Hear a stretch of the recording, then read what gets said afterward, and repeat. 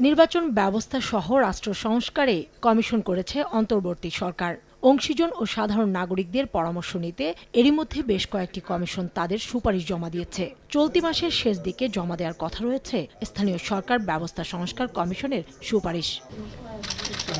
মঙ্গলবার রাজধানীর আগারগাঁয়ে জাতীয় স্থানীয় সরকার ইনস্টিটিউটে স্থাপিত সংস্কার কমিশনের কার্যালয়ে কমিশন প্রধানের কাছে ১৫ দফা প্রস্তাবনা তুলে দিলেন জাতীয় নাগরিক কমিটির নেতারা। ইউনিয়ন পরিষদ নিজে বাজেট প্ল্যান করবে এবং ইমপ্লিমেন্ট করবে, সেক্ষেত্রে তার ইউনিয়ন পর্যন্ত কিংবা উপজেলা পর্যন্ত যাওয়ার কোনো প্রয়োজন নেই। যথাযথভাবে ডিসেন্ট্রালাইজেশন হয়, বিকেন্দ্রীকরণ হয়, তখন আসলে সেক্ষেত্রে আপনার যে স্থানীয় যে প্রশাসন আছে, প্রশাসনের দৌরাত্ম্য এবং প্রশাসনের যে নিয়ন্ত্রণ, সেটা অনেকাংশেই কমে যাবে।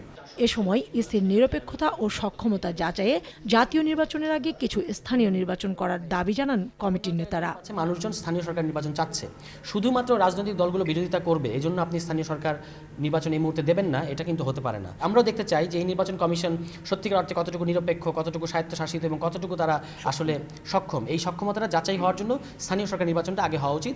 জাতীয় নাগরিক কমিটির প্রস্তাবনা ইতিবাচক উল্লেখ করে সরকার ও রাজনৈতিক দলগুলো আলোচনা করে নির্বাচনের বিষয়ে সিদ্ধান্ত নেবে বলে জানান সংস্কার কমিশনের প্রধান। উপজেলাতে যেন পূর্ণাঙ্গ আদালত যায়, দেওয়ানি ফৌজদারি। তো আমরা এখন কমিশনে এটা নিয়ে একমত হয়েছি সবাই, যে দেওয়ানি ফৌজদারি এবং এডিআর এই তিনটা জাজ কিন্তু উপজেলায় যেতে হবে। আমাদের কাজ হচ্ছে সংস্কারটা করা। Let it be decided by the government, election commission এবং পলিটিক্যাল পার্টি, তাদের কনভিনিয়েন্স অনুযায়ী তারা করুন। মেয়র চেয়ারম্যানদের সাধারণ মানুষের কাছে নিয়ে যেতে কমিশন কাজ করছে বলেও জানান তোফায়েল আহমেদ। আমরা এটা মাঠে যাচাই করব। তাসরা চৌধুরী কুমু, সময় সংবাদ, ঢাকা। তার সাথে